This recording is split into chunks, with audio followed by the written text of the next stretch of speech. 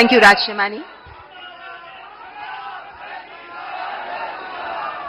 कार्यक्रम को आगे बढ़ाते हुए अब मैं इन पुरस्कारों के लिए 4 सदस्यीय जूरी में से 2 माननीय सदस्य हमारे बीच उपस्थित हैं। मैं मंच पर रूपाली गांगुली जी और प्रसून जोशी जी को आमंत्रित करती हूं, जो जूरी मेंबर्स हैं।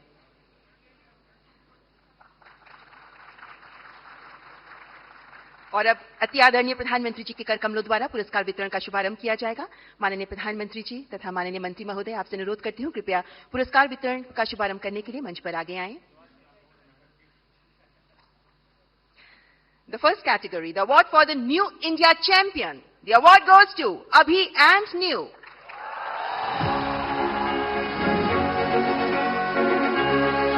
They are pioneers in shaping the perspective of New India.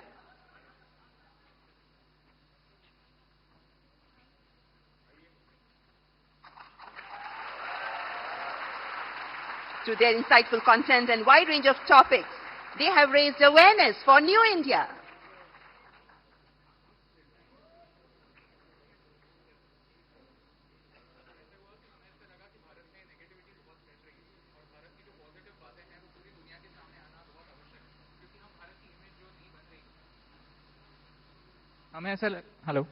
हमें ऐसा लगा कि भारत की जो इमेज बन रही है, जो छवि बन रही है, वो बहुत सारी नेगेटिव बन रही है, लेकिन भारत में ऐसी बहुत सारी बातें हैं, बहुत सारी पॉजिटिव बातें हैं जो पूरी दुनिया तक पहुंचना आवश्यक है, ताकि हमारी जो नई पीढ़ी है वो हमारे नए भारत से रूबरू हो पाए। तो इसीलिए हमने सोचा कि क्यों ना हमें जो दिखता है वो पूरी दुनिया के सामने लाए। इसीलिए अभी और न्यू आप दोनों से मैं पूछना चाहूंगा कि ये थोड़ा साहस का काम है। मैं भी पब्लिक मीटिंग में जाता हूं और जब आर्थिक विषय और आंकड़े बोलता हूं तो मैं देख रहा हूं कि लोगों को नींद आना शुरू हो जाती है। कुछ हल्की फुल्की बातें करते हैं तो मजा। मीडिया वाले भी रिपोर्ट में सीरियस नेचर की बात करूंगा तो कभी नहीं करते, वो हंसी मजाक की कोई बात होगी तो बढ़िया रिपोर्ट करते हैं। आपको नहीं लगा कि आपका विषय इतना ड्राई है, कैसे लोग इंटरेस्ट लेंगे? नहीं, जैसे आप एनर्जी के साथ बात करते हैं, वैसे अगर हम भी एनर्जी के साथ, आपकी 1% एनर्जी से अगर हम बात कर पाए तो फिर हम उस मैसेज को। थैंक यू दोस्त, बहुत शुभकामनाएं, बहुत सेवा करते रहिए। आपने फील्ड चैलेंजिंग चुना है लेकिन देश के लिए बहुत जरूरी है। मेरी तरफ से बहुत बधाई। And the Best Storyteller Award. The award goes to Geetika Govindasamy, known as Keerti History. She educates about the real history with unique perspective, gaining popularity for her engaging approach to Indian history. ओहो बाबा, पैर नहीं छूए। देखिए, वैसे politics में पता नहीं देश में परंपरा बन गई, लोग पैर छूते हैं। कला जगत में पैर छूना उसका भाव अलग है, लेकिन मैं बहुत डिस्टर्ब हो जाता हूं, और उसमें भी जब कोई बेटी।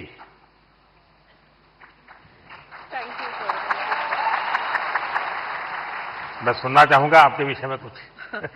सॉरी, मुझे हिंदी समझ कर सकती हूँ बट बोलने के लिए थोड़ा मुश्किल है। आपको जो मर्जी पड़े बोलो। ये देश बहुत बड़ा है, किसी न किसी कोने में तो आपको सुनने वाला मिल ही जाएगा।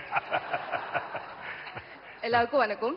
I would really like to appreciate our Honorable Prime Minister for the fact that you have taken up Tamil in a lot of stages and you said like Tamil. So I must start with Vanakkam. Yeah, Vanakkam.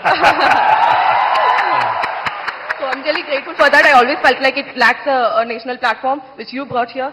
So I'm really grateful for that, sir. I'm so honored. I'm just shaking. I don't know what to say. Thank you so much. नहीं, आपको अनुभव क्या आ रहा है जब आप, क्योंकि इतिहास से कुछ घटनाएं उठाती हैं और बड़ा, आप तो जहां से ये काम कर रही हैं थोड़ा तकलीफ वाला इलाका है, तो क्या फील करती हैं आप? I would say it's little complicated since history and politics are like interconnected. So it's like I get a lot of troll also, but that's fine.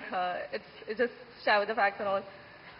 Teenager का जो ग्रुप है, हाँ। जो सबसे ज्यादा अपना समय यहाँ बिताता है, मतलब आप लोगों के लिए वो समय खर्चा करता है, उनको कौन सी चीजें ज्यादा अपीलिंग लगती है? They like actually in my audience I have a lot of teenagers and they really watch things. इन सब के वो सारे खिलाड़ी टीनेजर्स ही है। That's true. So they really like things about the stories which talks the greatness of India. So that kind of stories they really like a lot. उनको अच्छा लगता है। Yeah. चलिए, People really feel proud of it. बहुत सेवा कर रहे हैं आप देश की। Thank you. Thank you, Thank you so all the much. Best. So big applause for Geetika Govindasamy. And the next category is Disruptor of the Year Award. स्थापित मानदंडों को चैलेंज देकर नई राह बनाने वाले ये अवार्ड, जिसके विनर है Ranveer Allahbadia. We know him as Beer Bicep. He focuses on fitness, spirituality and lifestyle through his The Ranveer Show. बधाई हो. तो आज भी कुछ फिटनेस का मंत्र देंगे लोगों को? हैं? योगा करनी चाहिए, मेडिटेशन करनी चाहिए. तो फिर तो ये लोग कहेंगे कि मोदी जी की बात बता रहा है. तो फिर कहेंगे तुम बीजेपी वाले हो गए हो. नहीं सर, मोदी जी शायद यूथ की बातें कर रहे हैं, तो पूरा यूथ ही मेडिटेशन कर रहा है. अब बस वही बात फिर से कह रहा हूं मैं. कभी मैं आपको पूरी तरह तो फॉलो कभी किया नहीं है, क्यों सर? क्योंकि बहुत कठिन होता है जी. मुझे खुद को 50 साल छोटा करना पड़ेगा, तब जाकर के आपके साथ थोड़ा वेवलेंथ बैठेगा. मेरा नहीं, मैं विषय पूछना, क्या नींद के संबंध में आप कोई कार्यक्रम करते हैं? कभी कभी एलियंस येटीज के सपने आते हैं. नहीं, मैं इसलिए कह रहा हूं कि सचमुच में नींद की बहुत उपेक्षा हो रही है जी. जबकि पूरी दिनचर्या में पहला टाइम टेबल नींद तय करनी चाहिए. मैं बहुत उल्टा बता रहा हूं आज, क्योंकि मैं उसका भुक्तभोगी हूं. मैं नींद के संबंध में बहुत ही इनडिसिप्लिन हूं. मैं बहुत कम सोता हूं और मेरे सब लोग मुझे डांटते रहते हैं. और कई सालों से मेरी बीमारी आ गई है, मैं बहुत कम सोता हूं. लेकिन मैं चाहता हूं लोग पूरी नींद सोते रहे, ऐसा मैं नहीं चाहता हूं. मैं जगाना, लोगों को जगाना मेरा काम है. लेकिन नींद के संबंध में हम ज्यादा उतने जागृत नहीं है. कभी उस पर सोचिए ना. जी जी, योग निद्रा करनी चाहिए. योग निद्रा अलग है जी, वहां मत ले जाइए. देखिए, योग निद्रा वो विषय है जो नॉर्मली नींद से कठिनाइयां हैं, नहीं हो पाती. तो योग निद्रा कर लिया तो उनका 3-4 घंटा और निकल जाता है. आपके साथ पॉडकास्ट करने का मूड हो रहा है सर. अरे वाह. चलिए, मूड तो हरे के बहुत होते हैं भाई.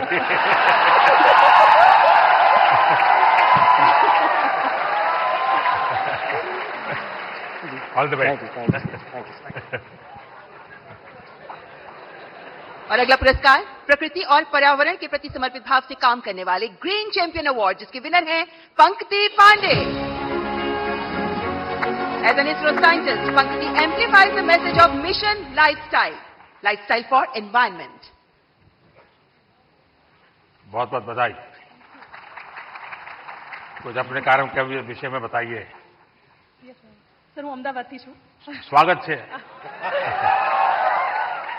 आप लोगों को अहमदाबादियों की पहचान है क्या? आप लोगों को हम अहमदाबादी लोगों के लिए कहा जाता है, ये अहमदाबादी इसलिए बता रहा हूं, उनके लिए कहा जाता है, यानी कोई बुरा मत माने, क्योंकि आजकल ऐसा है कुछ भी बात बड़ा विवाद का विषय बन जाती है.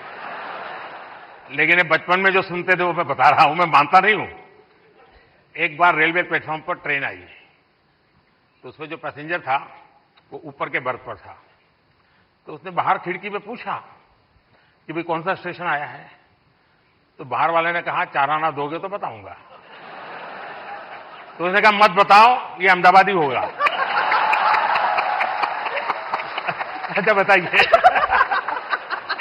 प्रकृति के बारे में बताती हूँ. हम बदलाव बहुत चाहते हैं दूसरी चीजों में, पर हम बदलाव कभी अपने आप में नहीं लाना चाहते हैं. वो सबसे डिफिकल्ट चीज होती है.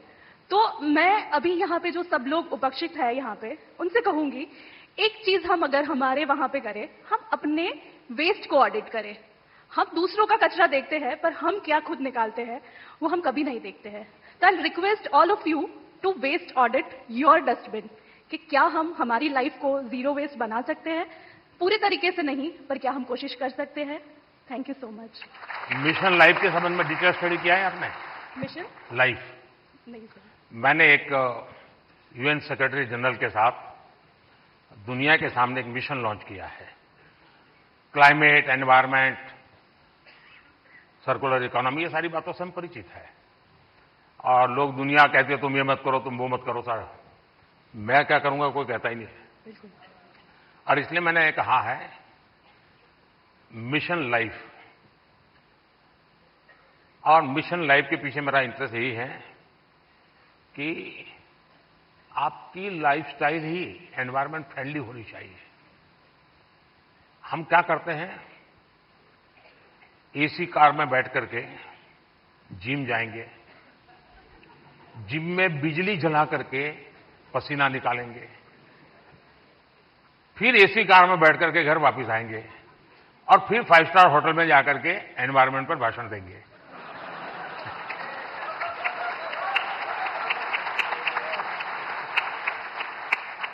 ये ग्लोबल वार्मिंग की समस्या का समाधान का सबसे बड़ा उपाय हमारी लाइफस्टाइल है। आपका यही मिशन है ना? यस सर, बिल्कुल। बहुत अच्छा ये काम कर रहे बदलाव हैं। हमसे है, बिल्कुल। और अहमदाबादी है तो वेस्ट का बेस्ट कैसे बनाना, इसमें एक्सपर्टाइज होती है। ये अहमदाबादी लोग एक भी चीज फालतू छोड़ते ही नहीं है। धन्यवाद जी।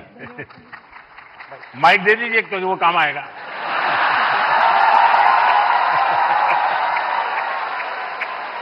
And the next award, Best Creator for Social Change. और इस अवार्ड की विनर है जया किशोरी, जिन्हें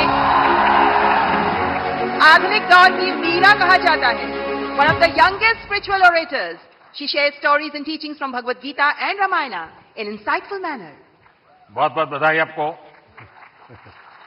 चलिए, आपने लोगों को आध्यात्मिक दुनिया की तरफ बड़ी आधुनिक तरीके से रुचि फैलाई है। बहुत बहुत धन्यवाद। बताइए कुछ। जी, मैं कथाकार हूँ, श्रीमद् भागवतम करती हूँ और गीता जी के ऊपर बातें करती हूँ, क्योंकि मेरा बचपन इन्हीं चीज़ों से गुजरा है और जो बदलाव मुझ में आया है, चाहे शांति, सुकून, खुशी, हर चीज़ को लेकर।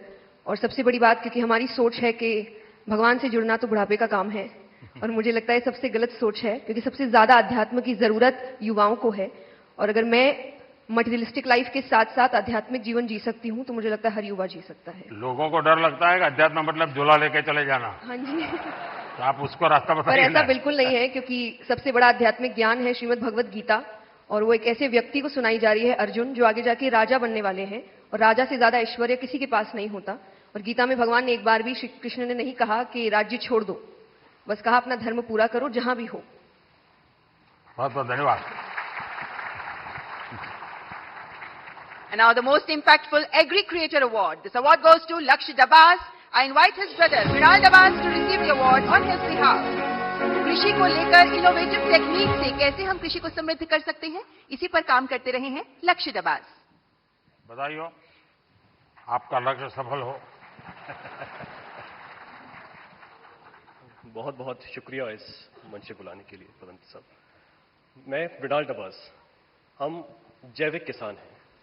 देश की जरूरत जरूर थी 1970s में कि एक ग्रीन रेवोल्यूशन आया गया, लेकिन उसके बाद देश बढ़ा और आज देश की जरूरत जैविक खेती की है, जिसमें कोई रसायन, कोई पेस्टिसाइड हमारे खाने में जो जहर हम डालते हैं वो ना डाला जाए। इसी संदर्भ में हमने 30,000 से ज्यादा किसानों को अपने खेत में बुला के, हम जटखोड़ खेत से बिलोंग करते हैं जो दिल्ली सोनीपत बॉर्डर पे है, बुला के कैसे जैविक खेती की जाती है, किस तरह कीटों से बचाया जाता है, उस संदर्भ में उनको सिखाया है। अगर हम सरसों का तेल निकालते हैं तो एक्सपेलर यूनिट नहीं, जो प्राचीन समय में कच्ची घानी का तेल हुआ करता था। अगर हम गाय पाल रहे हैं, जर्सी एचएफ नहीं, जो हमारी देसी गाय है, गिर है, सहवाल है, थारपारकर है, राठी है, क्यों उसको भी हमें ज्यादा सेवा करनी चाहिए? उसके दूध में और उसका जो घी बनता है, क्या उसमें ज्यादा प्रोटीन कंटेंट होता है और हमारे शरीर के लिए क्यों वो ज्यादा जरूरी है? इसी संदर्भ में हमारा उद्देश्य रहता है। और देखिए, लक्ष्य, आप स्वयं तो एक मिशन बोर्ड में इस काम को कर रहे हैं, लेकिन आज आपका यहां आने से इनको भी और देश को पता चलेगा कि ऐसे नौजवान, जबकि दुनिया कुछ अलग सोचती है, ये अलग सोच रहा है। लोग लक्ष्य की मजाक उड़ाते होंगे, क्या यार तुम ये गाय पीछे पड़े हुए हो। उसके बाद भी वो उसको समर्पित है। आप कभी गुजरात के गवर्नर आचार्य देवव्रत जी से मिले हैं? नहीं सर, ये अवसर नहीं। तो मैं आपसे आग्रह करूंगा, एक बार उनके साथ बैठिए। वो एक मिशन बोर्ड में ये नेचुरल फार्मिंग पे काम करते हैं। कुरुक्षेत्र में उनका एक फार्म भी है, और गुजरात में करीब उन्होंने 3 लाख किसानों को नेचुरल फार्मिंग की तरफ ले गए हैं, और जो उसके रिजल्ट आए हैं बहुत ही एनकरेजिंग है। दूसरा, लोगों में एक भ्रम है जिसको आप ठीक कर सकते हैं। ऑर्गेनिक फार्मिंग और नेचुरल फार्मिंग दोनों अलग है। कुछ लोग कहते हैं कि ऑर्गेनिक फार्मिंग में शुरू में इनकम का बहुत लॉस होता है, उसके कारण कोई किसान हिम्मत नहीं करता। नेचुरल फार्मिंग में लॉस नहीं होता है और धीरे धीरे प्रोडक्टिविटी बढ़ती है, क्वालिटी बढ़ती है, एकरेज बढ़ता है। मैं चाहूंगा कि आप बहुत अच्छा काम कर रहे हैं, लेकिन मैं आपसे आग्रह करूंगा आप आचार्य देवव्रत जी से जरूर मिलिए। यूट्यूब पर उनके बहुत सारे लेक्चर्स हैं, आप उसको देखिए। बहुत बहुत शुभकामनाएं। And now the cultural ambassador of the year award और इस अवार्ड की विनर हैं जानी मानी गायिका मैथिली ठाकुर। आपके ओरिजिनल सॉन्ग्स होते हैं और आप पारंपरिक लोकगीत के माध्यम से विभिन्न भाषाओं में, विभिन्न भारतीय भाषाओं में गाती हैं और हमारे देश की समृद्ध संस्कृति को सामने प्रस्तुत करती हैं। मैथिली ठाकुर। मैथिली नमस्ते। तो आज कुछ सुनाई दो और क्या क्योंकि लोग मेरा सुन सुन के थक जाते हैं। बिल्कुल सर। अच्छा, थक जाते हैं ना? नहीं नहीं नहीं नहीं नहीं नहीं मतलब बिल्कुल मैं आपको सुनाती हूँ। और सबसे पहले सभी लोगों को महाशिवरात्रि की ढेर सारी शुभकामनाएं। और तो शिव जी का ही भजन कर लो आज। जी जी जरूर।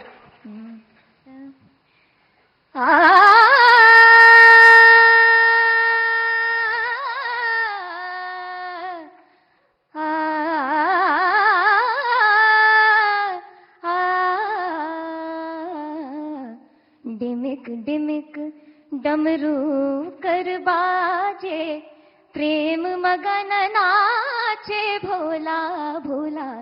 डिमिक डिमिक डमरू कर बाजे, प्रेम मगन नाचे भोला। सिंही नाद बजावत गावत, सिंही नाद बजावत गावत, लटक रही बगली झोला भोला। डिमिक डिमिक डमरू कर बाजे, प्रेम मगन नाचे भोला। बहुत बहुत बधाई मैथिली जी आपको। आपने देखा होगा कि मैंने मन की बात में एक बार एक जर्मन बच्ची का उल्लेख किया था। वो जन्म से उसको आंखें नहीं है, हिंदुस्तान देखा नहीं है, और मैं हैरान हूं कि भारत के दक्षिण भारत की भाषाओं के गीत इतना तेजी से ग्रास करती है। और भी पिछले दिनों यहां आई थी तो मेरा मिलना हुआ, तो उसने तमिल में मुझे शिव भजन सुनाया। और संगीत की क्या ताकत होती है, कोई भाषा उसको मालूम नहीं है जर्मनी के सिवाय, लेकिन अद्भुत प्रभाव पैदा करती है। आपको भी वो परमात्मा ने कृपा दी है, आपने साधना भी की है। मेरी तरफ से बहुत बहुत शुभकामनाएं। बहुत बहुत शुक्रिया। क्या मैं आपके साथ तस्वीर लेनी है? कैसे? अच्छा, सेल्फी के बिना नहीं चलता है। आज रात से मुझे बहुत खुशी हुई। बहुत बहुत शुक्रिया, धन्यवाद। And now the best international creator। इस अवार्ड में 3 लोगों के नाम हैं, किली Paul from Tanzania and Cassandra May Spitman, the German singer. And we have one more award winner in this best international creator category, and he is Geo Hicks. He's an American with Hindi and Bhojpuri skills, and he's gained fame for fluent Hindi and Bihari accent. तो आप हिंदी भी बोलते हैं, बिहारी भी बोलते हैं।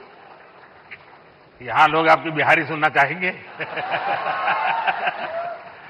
मैं इतना नर्वस फील कर रहा हूं कि लगता है भोजपुरी, हिंदी, इंग्लिश सब भूल गया मैं, बट कोशिश करूंगा। जो भी बोल सकते बोल लीजिए।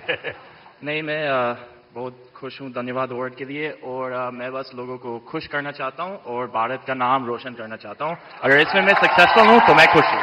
ये टैलेंट कैसे आपको, कैसे इस तरफ रुचि बनी और कैसे आपकी जिंदगी यात्रा शुरू हुई? मेरा पापा एक्चुअली BHU बनारस में यूनिवर्सिटी में पढ़ाई किया था, तो मैंने बचपन में कुछ टाइम वहीं पे बनारस में स्पेंड किया और फिर पटना में। वो एक्चुअली मिथिला पेंटिंग्स का भी बिजनेस में था कुछ टाइम के लिए। अच्छा। हाँ, तो फिर उसके बाद बचपन के बाद मैं वापस US गया, बट US में मन नहीं लगा। मेरे को लगा मुझको जल्दी घर वापस आना है, तो मैं आ गया। चलिए, आपको बहुत बहुत शुभकामना। आपका एक वाक्य भी इस देश के नौजवानों के लिए बहुत इंस्पायर करेगा। शुक्रिया, ऑल द बेस्ट। धन्यवाद। और हमारे देश के टूरिज्म पोटेंशियल को सामने लाने वाले बेस्ट ट्रैवल क्रिएटर अवार्ड के विनर हैं Kamiya Jaani, the founder of Curly Tale. हमारे देश के कई ऐसे पहलुओं को सामने रखा है जो अभी तक अनएक्सप्लोर्ड रहे हैं। So the beauty of India has been showcased by her in her videos. Let's Kamiya Jaani. बहुत बहुत बधाई। Thank you so much. Thank you. Thank you. Kamiya ji बताइए। मुझे घूमने का बहुत शौक है और मुझे लगता है कि जब हम ऑफिस से थके आ रहे आते हैं या वीक भर पूरा काम करते हैं, वीकेंड्स में हमें एंजॉय करना चाहिए। जो इतनी ब्यूटीफुल नेचुरल ब्यूटी हिंदुस्तान में है वो एंजॉय करनी चाहिए। और मुझे लगता है भारत सबसे ज्यादा खूबसूरत देश है और यही ऑब्जेक्टिव है कि ग्लोबल मैप पर भारत नंबर 1 पर हो बस।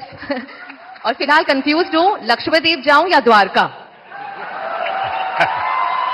द्वारका आपको काफी नीचे जाना पड़ेगा। लेकिन वो मेरा अनुभव बहुत ही अद्भुत था। खैर उसकी बात कभी फिर करूंगा, लेकिन मैं नहीं मानता सब टूरिस्टों के लिए कितना सुविधाजनक होगा।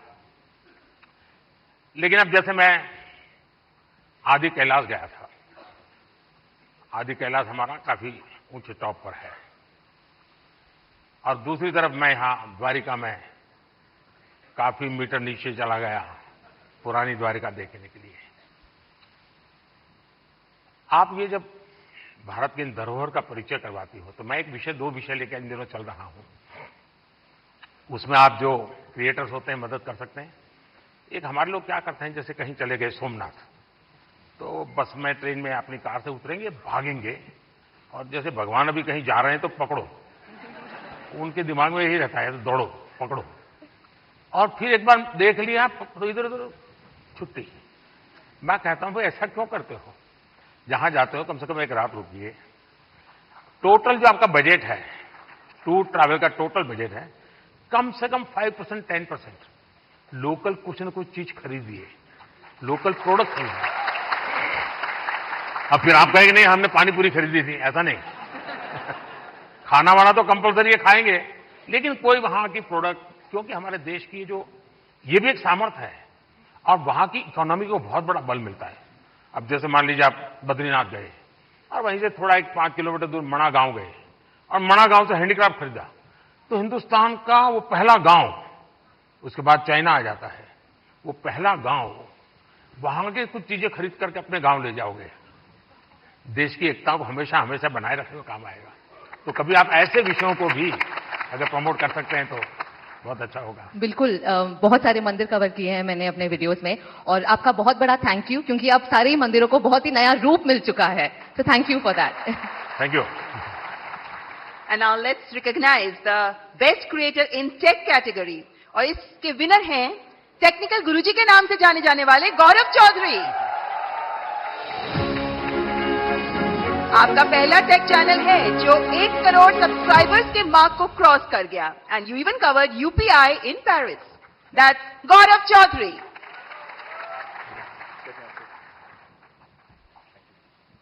चलिए अभी आज की दुनिया का इंसान है, कुछ बताएगा हमें। तो चलिए शुरू करते हैं।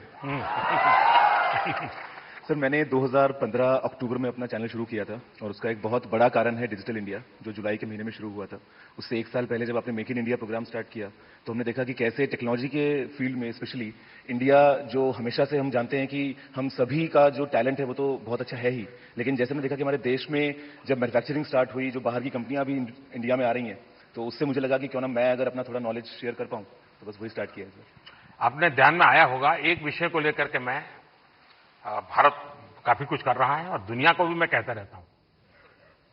सभी दुनिया के बड़े बड़े नेताओं से इस विषय में मेरी जरूर चर्चा होती है, और भारत का जो डिजिटल इंडिया का सक्सेस है, ये तो गौरव बराबर अच्छी तरह जानते हैं क्योंकि उसी फील्ड में काम करते हैं।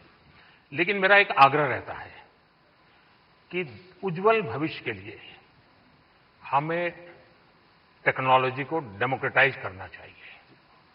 हमारा यूपीआई ये इसका बहुत बड़ा सिंबल है। ये कुछ लोगों की बपोती नहीं है, ये सबकी मालिकी है, और दुनिया तभी आगे बढ़ेगी। कोई उसका एक बड़ा कंपनी का मालिक बन गया और दुनिया बांट रहा है, ऐसा नहीं। हम उसको डेमोक्रेटाइज करते हैं, और मैं मानता हूं जितना ये पहलू आपके माध्यम से पहुंचेगा कि टेक्नोलॉजी को डेमोक्रेटाइज करने की क्यों जरूरत है, दुनिया के उज्जवल भविष्य के लिए थोड़ा सीरियस विषय लगेगा। लेकिन मैं गौरव जैसे दोस्तों से चाहूंगा कि आप इसको जरा बल दीजिए। सर मुझे ऐसा लगता है कि टेक्नोलॉजी जो है वो हम सभी को एक ताकत देती है आज की दुनिया में। मैं अभी पेरिस में गया था पिछले हफ्ते, और मैंने जब वहां की टिकट यूपीआई से खरीदी तो बहुत खुशी हुई, और मुझे लगता है कि इंडिया के पास में वो सारे सॉल्यूशंस हैं जो पूरी दुनिया के देश जो है अपनी जगहों पर इंप्लीमेंट कर सकते हैं। तो जरूर से कोशिश रहेगी। बहुत बहुत बधाई। Thank you. और माननीय प्रधानमंत्री जी के स्वच्छ भारत अभियान से प्रेरणा लेकर जिन लोगों ने डिजिटल कंटेंट क्रिएट किया उनमें से चुने गए स्वच्छता एम्बेसडर हैं मल्हार कलाम्बे, अ नोटेड एनवायरमेंटलिस्ट जो 2017 से प्रति सप्ताह स्वच्छता अभियान चलाते रहे हैं, स्वच्छता और सतत विकास को लेकर जागरूकता भी फैलाते रहे हैं। दैट्स मल्हार कलाम्बे। मल्हार, ये जो लोग क्रिएटर्स हैं ना, उसमें कुछ लोग वो भी हैं जो क्या खाना चाहिए वो भी कहते हैं।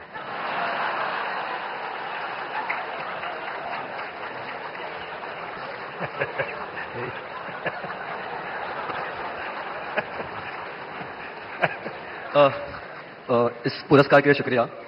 मैं बेसिकली एनवायरमेंटलिस्ट हूँ। हम पिछले 6.5 साल से मुंबई में स्वच्छता मुहिम चला रहे हैं, आप ही से प्रेरणा लेके। पिछले 6.5 सालों में हमने 500 से ज़्यादा क्लीनअप ड्राइव्स ऑर्गेनाइज की है, 80 लाख किलो से ज़्यादा कचरा मुंबई से साफ किया है।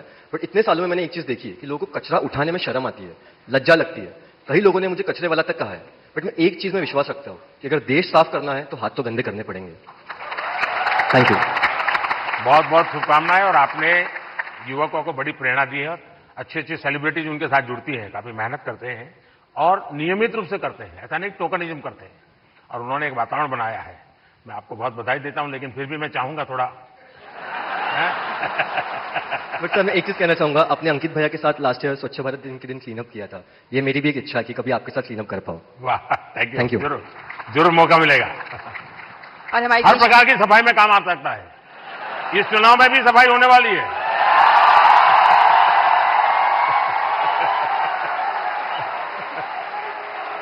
और हमारे देश की समृद्ध फैशन परंपराओं को आगे बढ़ाने के लिए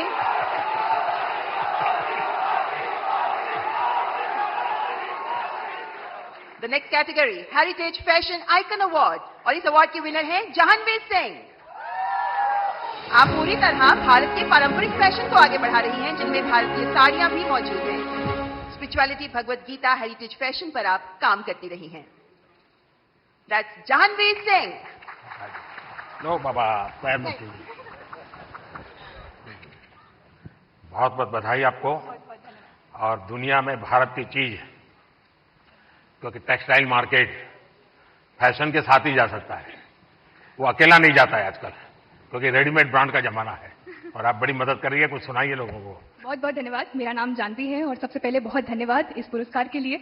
और मैं चाह रही हूं कि इस नए भारत में जो हमारी प्राचीन परंपरा है उसे अपनी संस्कृति, शास्त्र, संस्कार और साड़ियों के माध्यम से आगे लेके जाऊं। और मेरा सबसे यही अनुरोध है कि अपनी संस्कृति, शास्त्र, संस्कारों को भूलिए मत, उसे अपने साथ रखिए। आप कितने भी मॉडर्न हो जाए, हमेशा ये रूट्स आपको याद होनी चाहिए। एक है अब दुनिया में रेडीमेड का जमाना है, और मैं मानता हूं कि हमने इस प्रकार किसी को अगर गाइड कर सकते हैं, आप जैसे लोग गाइड कर सकते हैं। जैसे अब साफा कोई मानता नहीं, रेडीमेड आता है पहन लेता है, फोटो वोटो निकल जाती है। धोती मानता नहीं कोई, रेडीमेड आता है पहन लेता है। भारतीय जो वेश है उसमें भी साड़ी कठिन काम है पहनना। अगर उस आ रहा है थोड़ा बहुत, लेकिन मैं समझता हूं वो जितना ज्यादा प्रमोट होगा, दुनिया में बहुत बड़ा मार्केट बनने वाला है। तो उस दिशा में कैसे आप लोगों को इंस्पायर कर सकती है? मुझे लगता है हमारे देश में बहुत अलग अलग प्रकार के टेक्सटाइल्स हैं और उसको अपने वीडियोस से मैं प्रमोट करती हूँ। उसका पहनावा कैसा है, उसकी बुनाई कैसे की जाती है, टेक्सटाइल कैसा है, तो उसको आगे ले जाने का प्रयास है वीडियोस के माध्यम से, ताकि लोगों को पता चले कि हमारे भारत में इतने अलग अलग टेक्सटाइल्स और इतने सुंदर प्रिंट्स, वेराइटीज हैं जो हमें देश के सामने लानी चाहिए। और भारत एक सबसे सुंदर देश है और उसकी विरासत, उसकी परंपरा, संस्कार, संस्कृति, हर एक चीज बहुत सुंदर है। तो मेरा यही प्रयास है कि मैं उसको आगे लेके जाऊं। देखिए, भारत फैशन की दुनिया में लीडर रहा है। बहुत लोग हैरान हो जाएंगे अगर आज लोगों को लगता है मिनी स्कर्ट ये आधुनिकता की निशानी है, या पर्स ऐसे लटकाती है बहनें। आप अगर कोणार्क जाएंगे, सैकड़ों साल पुराने मंदिर का जो मूर्तियां बनी हैं, उसमें आपको एक मूर्ति वो भी दिखेगी जिसमें मिनी स्कर्ट पहना है बेटी ने और हाथ में पर्स है, ऐसे लटक रही है। यानी सैकड़ों साल पहले फैशन का वो नॉलेज यहां पर पत्थर तराशने वाले को भी था। यानी भारत की इन विविधताओं को हम दुनिया में ले जा सकते हैं। बहुत बहुत बधाई आपको। बहुत बहुत धन्यवाद।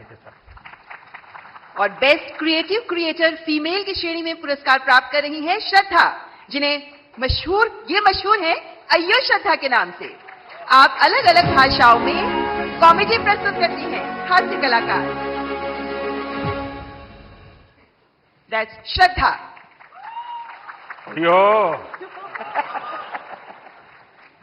श्रद्धा से मेरा दोबारा मिलने का मौका मिला है, बहुत बहुत बधाई। बहुत बहुत धन्यवाद, बहुत बहुत धन्यवाद। बहुत धन्यवाद इस पुरस्कार के लिए। और ये पुरस्कार ये एक्नॉलेज करता है कि जो लोग घर में एक स्मार्टफोन के जरिए कंटेंट बनाते हैं वो भी एक स्किल है। ये एक्नॉलेज करता है ये पुरस्कार, इसका बहुत बहुत बहुत धन्यवाद। देश में अक्सर सामाजिक, राजनीतिक, औद्योगिक वजहों से परिस्थिति काफी गंभीर हो जाती है। मेरी कोशिश ये रहती है कि इसमें अगर एक ह्यूमरस पॉइंट ऑफ व्यू या हास्य रस मिलाया जाए तो एक पॉजिटिविटी फैलाई जा सकी। जो भी परिस्थिति हो, आई थिंक हमारे देश के लोग इतने प्यारे हैं कि परिस्थिति कितनी भी गंभीर हो, हम हर चीज में मुस्कुराने की वजह ढूंढ लेते हैं, और मैं अपने कंटेंट से ये वजह दर्शाने की कोशिश करती हूँ। बहुत बहुत धन्यवाद, बहुत धन्यवाद। देखिए, बाजार से सब्जी कितनी बढ़िया क्यों ना लाए, उसमें जब तक तड़का नहीं लगता है ना, टेस्ट नहीं आता है। तो ये हास्य की चीजें जो है वो तड़का का काम करती है जिंदगी में। और आज आपकी स्पॉन्टेनिटी ने सबको फ्लोर कर दिया है। Thank you, thank you so much, thank you, thank you, thank you. And now let's recognize the best creative creator male, RJ Raunak, जो अपने प्रैंक के लिए जाने जाते हैं, अपने ह्यूमर, अपनी आवाज के लिए जाने जाते हैं और अलग अलग टॉपिक्स पर बेहतरीन डिजिटल कंटेंट तैयार करने वाले आरजे रौनक। क्या आरजे, कैसे हो भैया? रौनक ने ही आरजे नाम पॉपुलर कर दिया। सर, मुझे लगता है कि आपने भी रेडियो को पॉपुलर कर दिया, तो उसके लिए बहुत बहुत धन्यवाद। और अक्सर जब मैं रेडियो में प्रोग्राम करता हूं और लोगों से रेडियो के बारे में बात करता हूं, और मुझे अच्छे से याद है जब मन की बात प्रोग्राम शुरू होने वाला था, तब हमने यही कहा था कि हमारी इंडस्ट्री में और एक व्यक्ति आ रहे हैं। हमने इतने सालों से काम किया, लेकिन शायद वो फर्स्ट डे से ही सारे रिकॉर्ड्स तोड़ देंगे, तो उसके लिए बहुत बहुत धन्यवाद। बहुत बहुत बधाई आपको। Thank you Modi ji. और सारी रेडियो फ्रेटर्निटी की तरफ से मैं आपको धन्यवाद कहूंगा, क्योंकि शायद यहाँ पर रेडियो का मैं इकलौता हूं आपके अलावा जिसको ये अवार्ड मिल रहा है। यहाँ बहुत लोग होंगे जो भी दुनिया में होंगे, और मैं पक्का मानता हूँ कुछ लोग तो अपने गीत खुद ही रिकॉर्ड करते होंगे, फिर खुद सुनते होंगे, और घर में अगर माँ गुस्सा करती है तो सुनाते होंगे। बिल्कुल। सबकी तरफ से मैंने सोचा था पहले कि कभी मैं ऑनरेबल प्राइम मिनिस्टर से मिलूंगा तो मैं उनसे बउआ के स्टाइल में वही कहूंगा जो मैंने बहुत सारे हजारों लोगों को कहा है, सो नमस्ते सर, मैं बउआ बोल रहा हूँ। बहुत बहुत धन्यवाद। थैंक यू भैया। And now moving on to the best creator in food category, and the award goes to Kavita's Kitchen. एक हाउसवाइफ जो बन गई digital entrepreneur. She has played a vital role in celebrating the rich culinary heritage of India. Kavita ji, बहुत बहुत बधाई आपको। धन्यवाद sir. वो जो मल्हार है ना, उनको खाना बनाना सिखाया। उसको कुछ सिखाइए।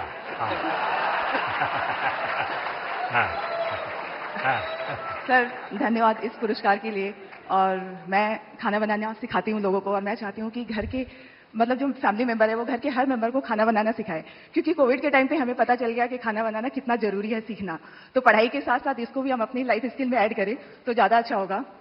और साथ में मैं चाहती हूँ कि जैसे स्कूल वगैरह में हम बच्चों को बाकी चीजें पढ़ाते हैं, तो उसके साथ अगर हम एग्रीकल्चर भी सिखाएं तो बच्चों को ये पता चलेगा कि एक अनाज उगाने में कितना मेहनत होता है। तो शायद उसकी वजह से फूड वेस्टेज कम होगा, और खाना बनाने में कितनी मेहनत होती है तो उसकी वजह से भी वेस्टेज को हम रोक सकते हैं। तो ये मेरी सोच है, मैं चाहती हूँ कि ऐसा अगर हो तो फ्यूचर में अच्छा होगा। अच्छा हुआ आप इस काम को किया, और आपके कारण लोग जानेंगे कि वरना हमारे गुजरात के लोगों का एक स्वभाव रहा है, वो सैटरडे शाम को कहीं के रेस्टोरेंट ढूंढते रहते हैं, फास्ट फूड, और फिर वहाँ मैक्सिकन कहाँ मिलेगा, पिछले सप्ताह मैक्सिकन लिया, इस बार इटालियन कहाँ मिलेगा, और अगर वो कुल्लू मनाली जाएंगे तो यार गुजराती डिश कहाँ मिलेगा।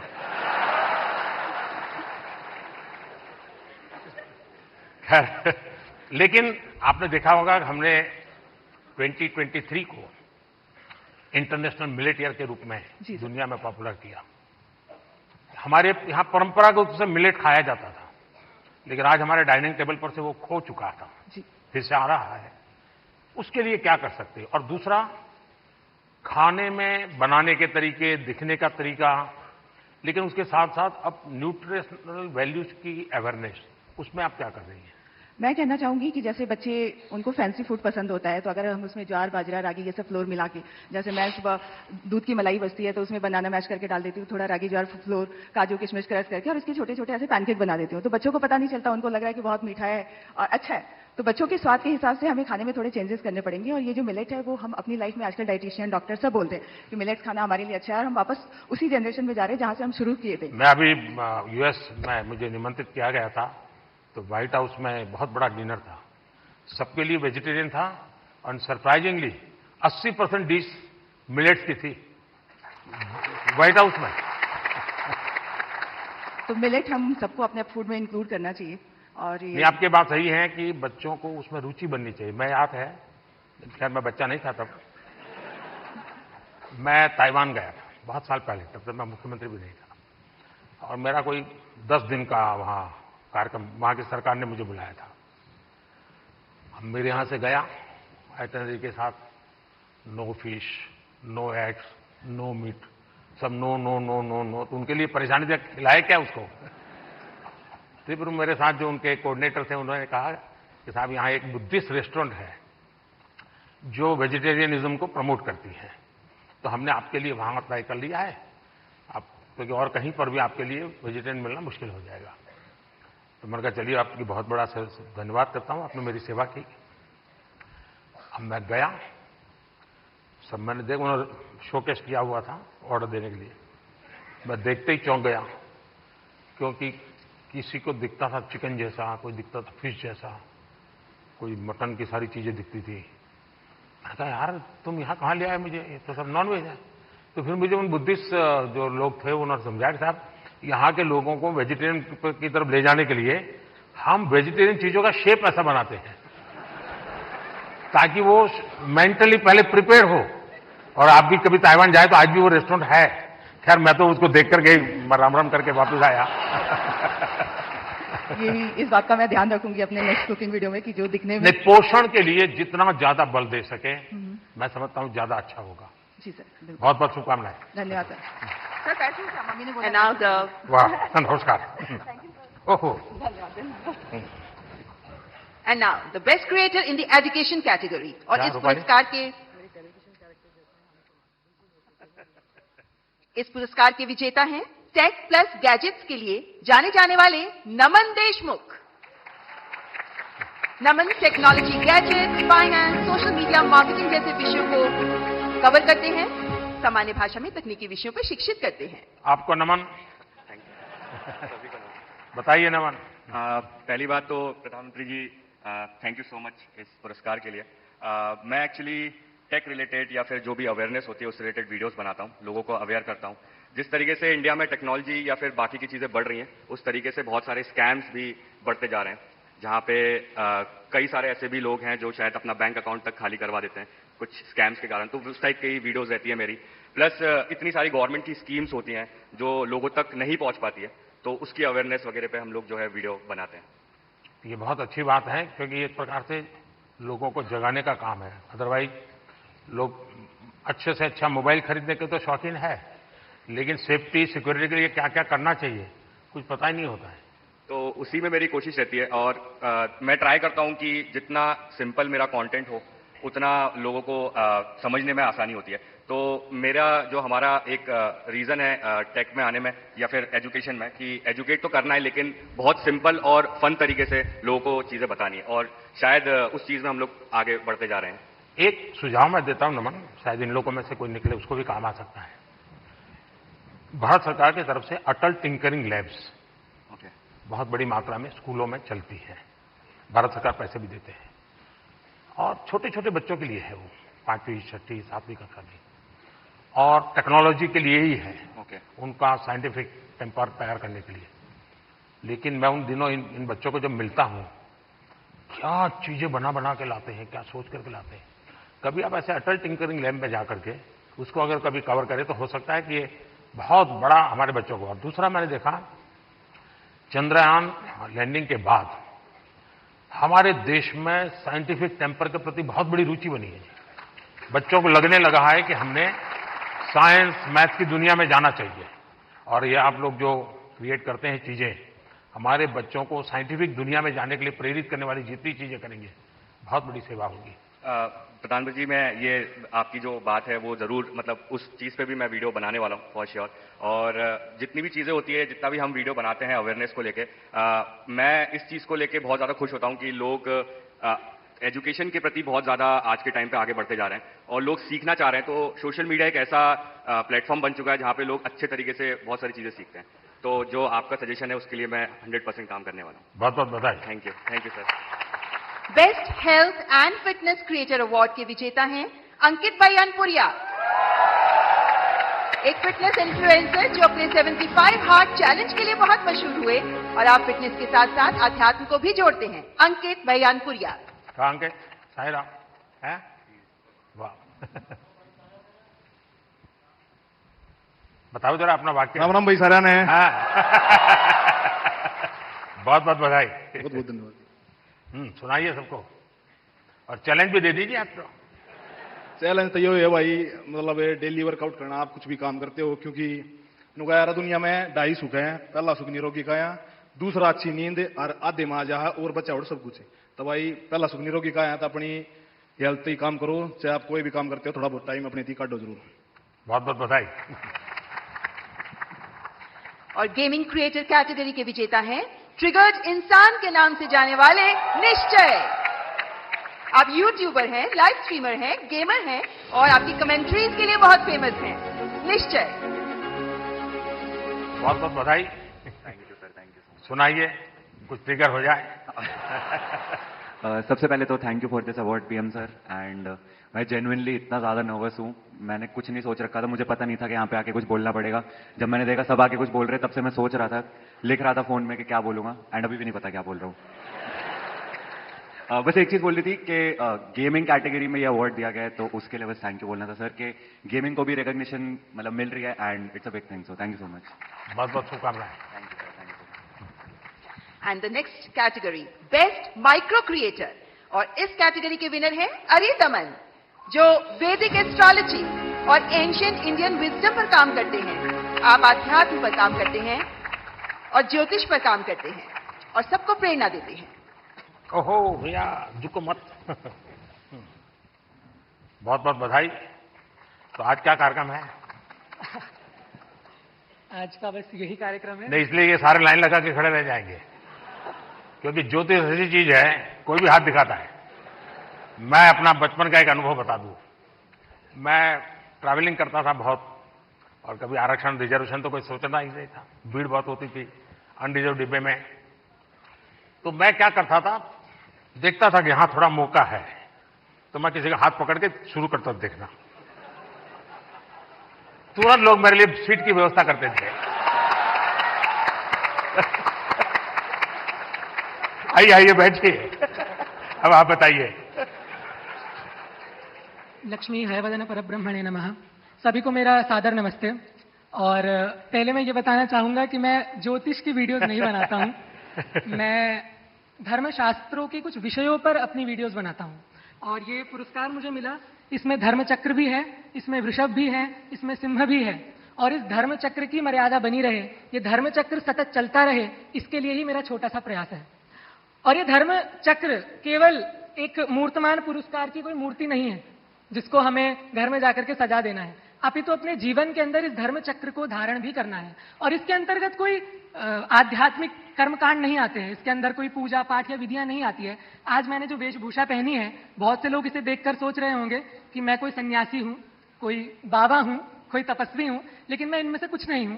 मैं एक सामान्य बालक हूं जो अपनी 12वीं कक्षा इस समय कर रहा हूं। लेकिन मैं बताना चाहता हूं कि ये जो कपड़े मैंने पहने हैं, ये अध्यात्म का प्रतीक नहीं है, ये भारतीय संस्कृति का प्रतीक है जिसे हम भुला चुके हैं। प्रधानमंत्री जी ने वेशभूषा की बात करी, हस्तकला की बात करी, और मैं कहना चाहूंगा कि जो परिधान मैंने पहना है, ये भारत का सबसे पुराना परिधान है, जिसको आज लगभग इधर बहुत कम लोग पहन के आए होंगे। तो मैं आशा करता हूं कि मेरे छोटे से योगदान से, यद्यपि मैं एक बहुत बड़ा क्रिएटर नहीं हूं, लेकिन मेरे छोटे से योगदान से मैं इस राष्ट्र के धर्म चक्र में एक छोटा सा सहयोग देता हूं, और उसके लिए आप सभी का मैं साथ मांगता हूं।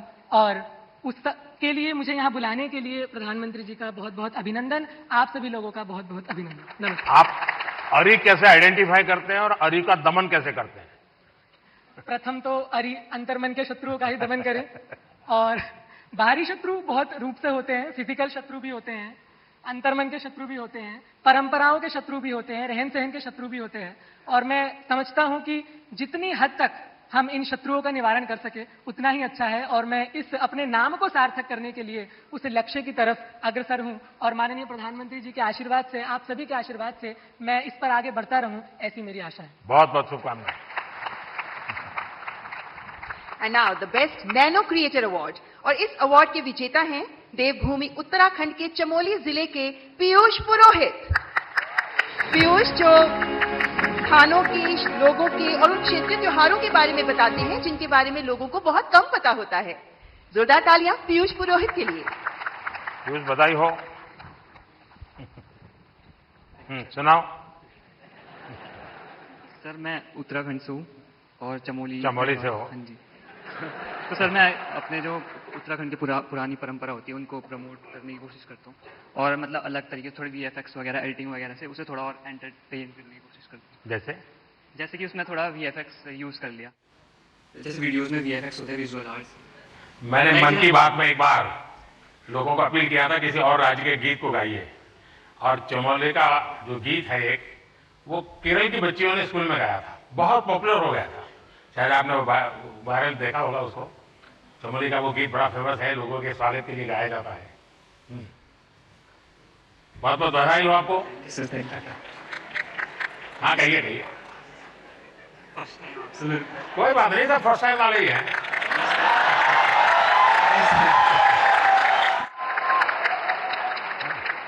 Thank you sir, thank you. जय देवभूमि, जय उत्तराखंड। चलिए, बहुत धन्यवाद।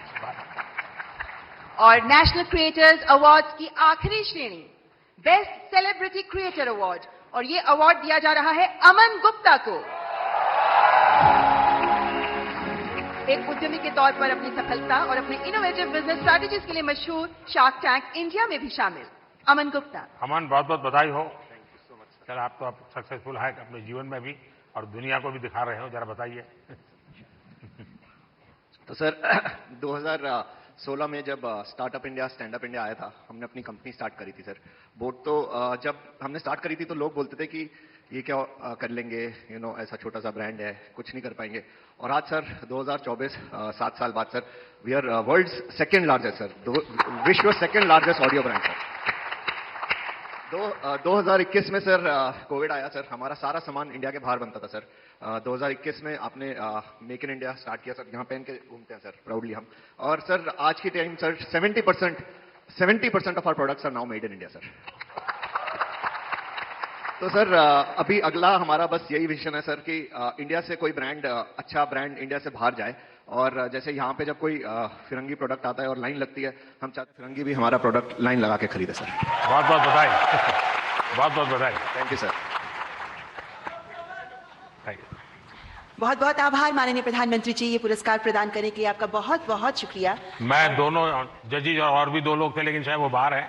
मैं जजेज का बहुत धन्यवाद करता हूँ, इतने शानदार लोगों को परिचय करवा दिया आपने।